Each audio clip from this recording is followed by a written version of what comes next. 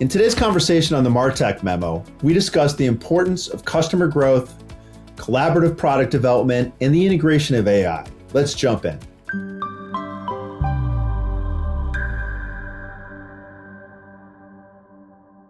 Today, I'm excited to have Mihir Nanavati, GM Product and Technology from BlueConic.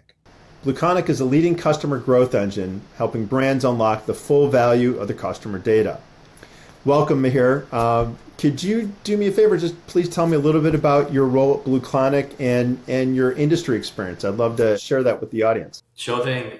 First of all, I'm glad to join you on this journey and excited to be here. I joined BlueConic a little more than 5 months ago as the GM of Product and Technology. And what that means is that my charter is to build products that our customers are going to find value in.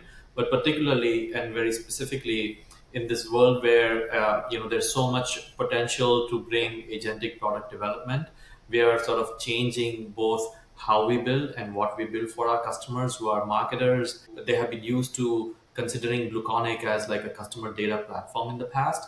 And some of that is still relevant, but I think what we're doing is reinventing what customer data and customer data platform means in today's day and age. And that's an exciting charter that I'm digging into and hoping to bring better outcomes for our customers. Fantastic. Thanks so much for sharing. And along those lines, and I think across the board with budgets being scrutinized more than ever, there's been a shift in prioritization and roadmap between marketing and product. And you talked a little bit about that in terms of how you're shifting that prioritization, specifically around retention and expansion features. What have been some of the areas that you see as becoming more relevant as we move into this new era of AI? Yeah, I feel like particularly within marketing technology, a very critical point is about outcomes that hasn't necessarily in the past been the best specific way to answer the question, like what business outcome did the marketing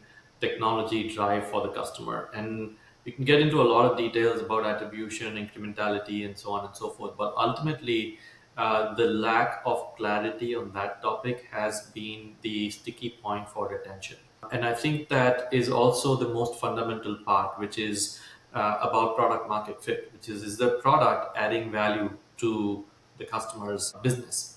And I feel like sort of the starting point for any conversation, whether you're focusing on acquisition or expansion or retention, is really this question of like, how do we know whether the technology has added value? So at BlueConic, we have been talking about repositioning ourselves as a customer growth engine. Then these words are very deliberate, because they are intended to first acknowledge that our role is to help drive customer growth. And then second, let's be very clear about what growth means and maybe offer them a variety of growth plays in order to answer the question, and each of them will have their metrics. So I think that if you do that right, then you're able to make sure that even when you have a product that has more applicability towards the upper funnel, like an acquisition use case, a prospecting use case, even that has more specificity in terms of like how will you measure the outcome. And if you are very clear about that, then that can lead to subsequent improvements. So like, for example, like even if you are talking about a prospecting use case, you can use marketing technology or platforms like ours to refine your segments and make sure that people who are most likely to respond to your message are the only ones who will get that message, right? And so you're improving the return on ad spend. So that's again like a clearly defined metric that can define a better outcome, and then you can extrapolate what that means. But if you didn't define that, then that becomes very challenging in the first place. And so you want to get ahead of any retention dynamic by moving upstream and building these leading indicators in any product that you build. And I think that's sort of the approach that I've always taken. How much of swimming upstream can you do to prove value, and how can you get more and more specific? And along those lines, how are you, as you look to be more forward thinking, how is it that you're utilizing existing customer relationships to manage those expectations and what those outcomes are, so that you're building what it is that you believe they will be looking for? and they will need for those outcomes. I think one of the things that is becoming quite common now is the approach where we are working much more closely with customers in the product development cycle. Because as opposed to like a traditional SaaS workflow where you've really built the product and then you're putting it in the market and scaling, we're also approaching it differently where we're working directly with the customers, asking them to come to this journey with us where we're co-building an agentic product, and it requires a very different workflow, right? So first part to answer your question is like a handshake agreement with the customer to build together. That doesn't mean we're just building a bespoke one-off solution, Right. but just to build together. The second thing is in doing that, clearly defining upfront, what success looks like for them, so that when we are going down this journey, we are able to track and measure whether we are able to deliver to that. And then third is also doing all the grunt work, the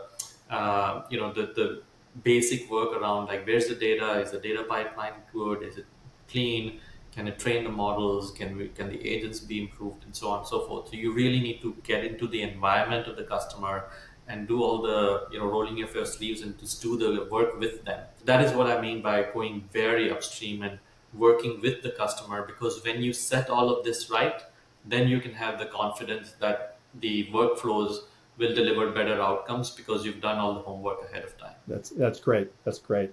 And along those lines, from a product and marketing perspective, and we talked a little bit about customer acquisition costs. Are product and marketing both managing that rising customer acquisition costs? And what does that alignment look like from where marketing stops and then product starts in the process to make sure that you're optimizing so that the cost per retained customer is really effective? I think the first thing I would say is that, any traditional notion that customer acquisition cost is only the responsibility of the marketing team, I think it's a dated construct now. And I think the second part is that any product leader or a product function that is not inherently also accountable to the economics of the product is also insufficient when we talk about, is the product economically a good one for the company, right? So you have to really get into a lot of the specifics about, the contribution margin, the actual economics of the cost structure, the revenue line, how it scales, but also in this case that you're talking about how the product is taken to market. So yeah, I mean, it's a few things. One is a strong alignment with the marketing team on the ICP, first of all, Right. Because who you're building for is extremely critical. Second, like for that ICP, what is the price point, and therefore, like what should be the scope of the product? So that is again another component that we talk about. And then for that, what's the right go-to-market motion, right? Is it a product-led growth go-to-market motion, or a sales-led growth, or is it a hybrid, or is something different in terms of a go-to-market motion? That's an important one because that impacts the customer acquisition cost as well. Right. And so I think that that there's a lot of like things to unpack from there. But what's really important is a very tight collaboration between all the functions. I would say the sales team, the marketing team, and the product team, and great partnerships look where there's a lot of debate, a lot of collaboration, but a lot of alignment and very clear agreement on what success looks like. And so I think that is also relevant. One last point I'll add to this is that what's also relevant to the previous discussion we were having is even when you think about customer acquisition cost, you have to see that from the standpoint of your retention and your existing customers as well, right? So if you have, for instance, if you have a good retention dynamic within a certain subsegment, that influences your ICP. And that means you need to get more of these customers. On the flip side, you can also have a lot of expansion dynamics from the existing customer base. So how we build for that could also be a very important factor. That's all to say that the customer acquisition cost is a joint responsibility.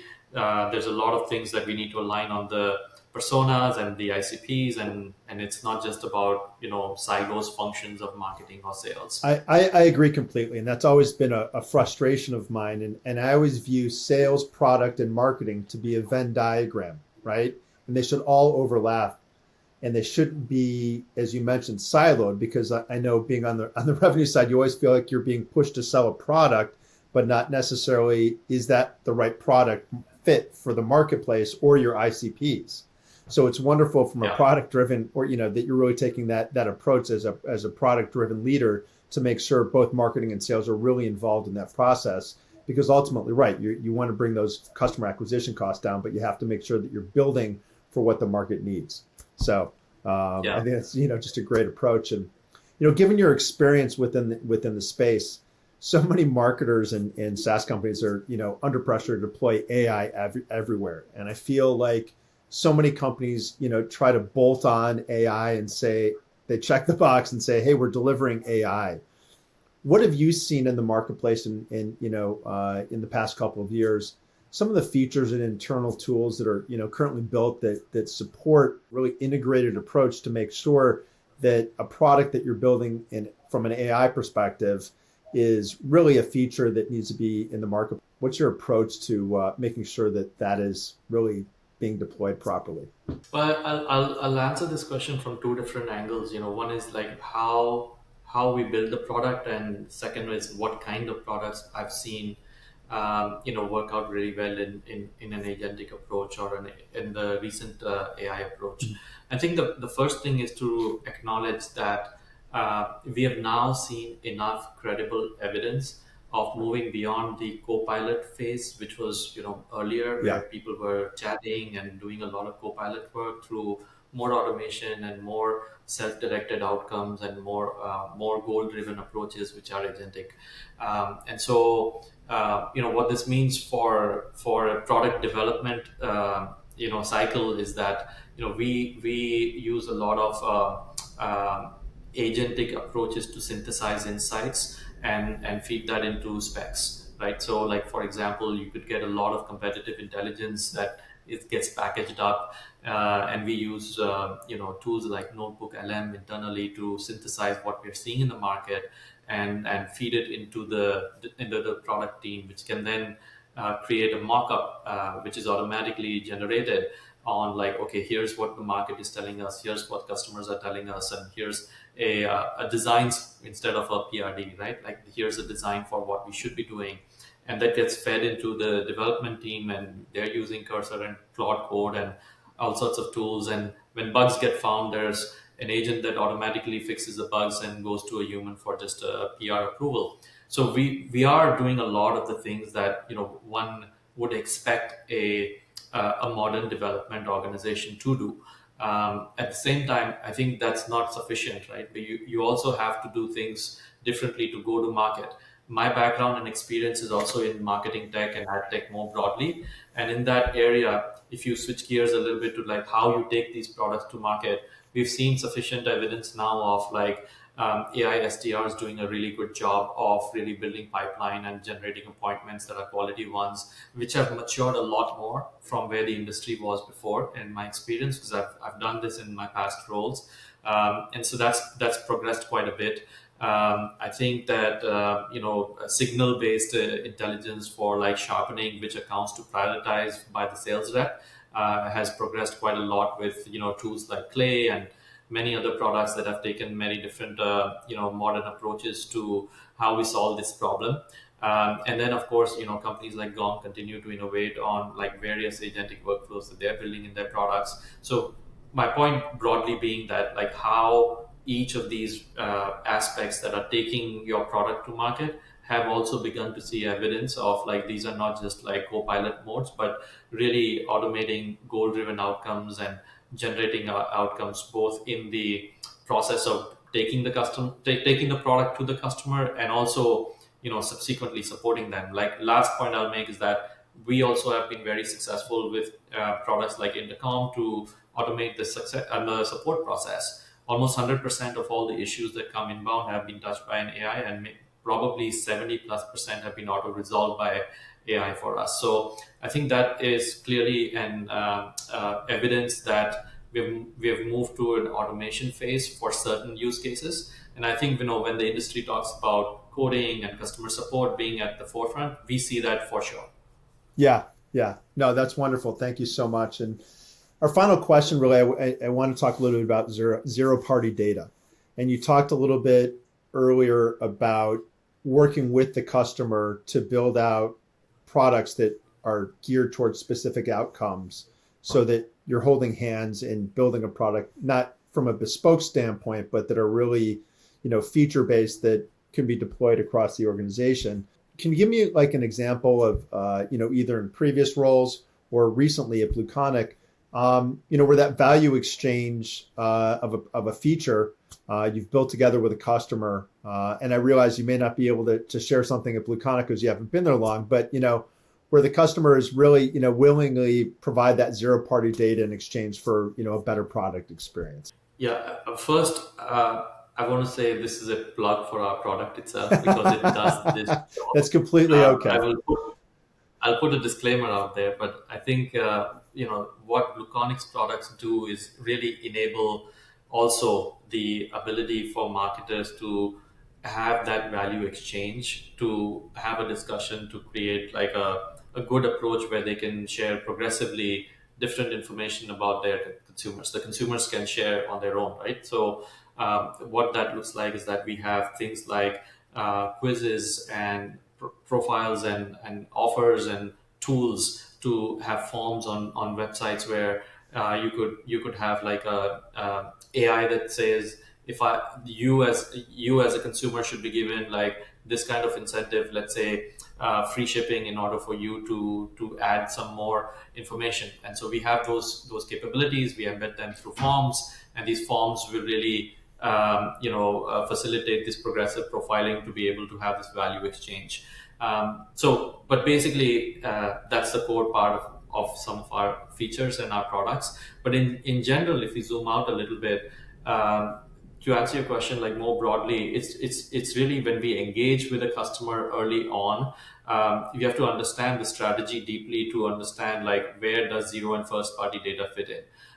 In the past, like my experience has been in ad tech where third party cookies were really on a decline, and that became a lot of like impetus to have a discussion with customers about shifting strategies, shifting budgets, moving to more upper funnel use cases and contextual targeting, for example, instead of like retargeting. So that became more of a strategic view and say, okay, if your strategy is evolving, now how do you fulfill that? How does your segmentation change? For that segmentation or targeting that needs to change, this is the kind of data that you need to collect, and this should be the approach. So it's still a consultative process, but the product facilitates that as well. And the product will have all sorts of options for them to say, okay, this is the kind of attribute you need to collect.